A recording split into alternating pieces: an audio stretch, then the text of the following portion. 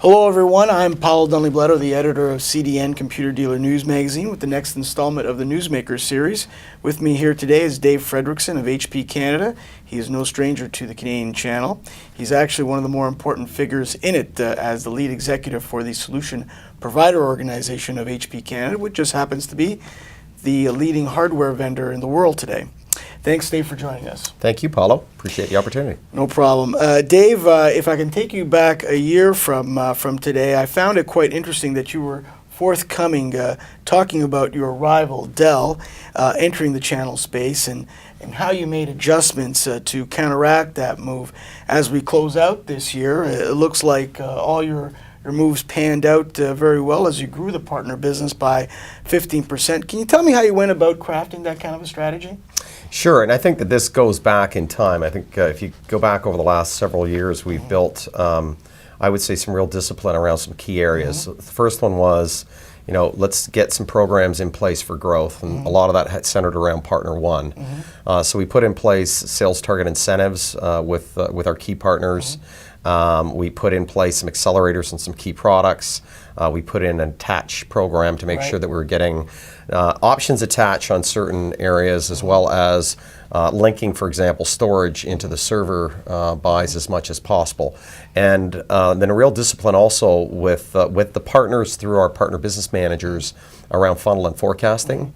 And making sure that we're in there, we're reviewing what's in the funnel, we're taking a look at how we're doing our marketing spend, and to me, the only true measurement of success in marketing is the funnel that it drives. And I think really it's just focusing in on those key things.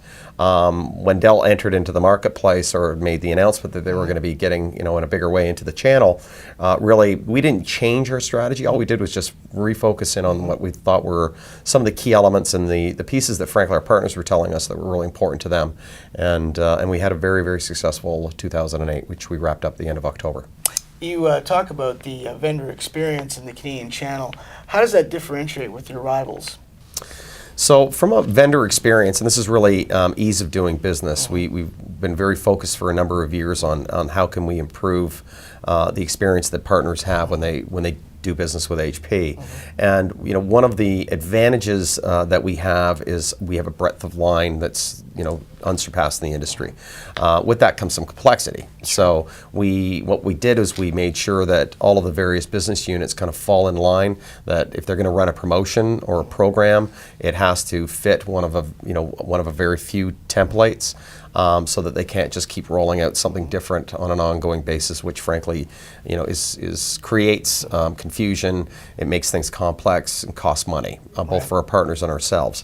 And so that's one of the key things that we were able to do. And frankly, one of the key differentiators in our market is that if a partner's out there, they could deal with a number of different niche manufacturers, or they could deal with HP. And if we make it easier for them and we make it more beneficial in terms of what they can earn, then hopefully they're going to lean towards dealing with HP instead of dealing with a number of different other organizations. So shortening the number of vendors that they deal with. HP made significant enhancements to its Partner One program with new destinations such as Preferred and Elite. Why did you make those at this time?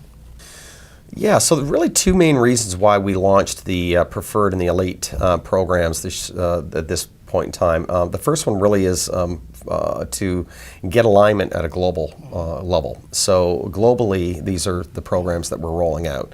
And what that allows us to do is have far more robust systems that we can put in place, and then it's a real balance between trying to make sure that you leverage that global infrastructure, but you've got the local customization and localization that's needed. And so that's really what we're trying to do right now. So Preferred is also very positive if you're a smaller partner. So it allowed us to actually broaden the reach of our Partner One program down to a larger and potentially smaller level of partner that doesn't do as much volume. Maybe you're geographically located. And then really the elite side of it is around competency. So making sure that that we build a predictable outcome for end customers, and that frankly we're also trying to take this elite status and elite designation and market it through to the customer. So we actually start by marketing it to our end user sales team so they understand who Elite partners are. So whether you're Storage Elite or the newly introduced Virtualization Elite program, we're getting some really good feedback from our partners, who, by the way, are instrumental in us putting together this and designing this program. And so it's a balance between competency and then also making sure that we've got the broader reach of the Preferred Partner One program. Dave, thank you very much for your time, and please continue to click on to more Newsmaker series. Thank you very much. Thank you, Paolo.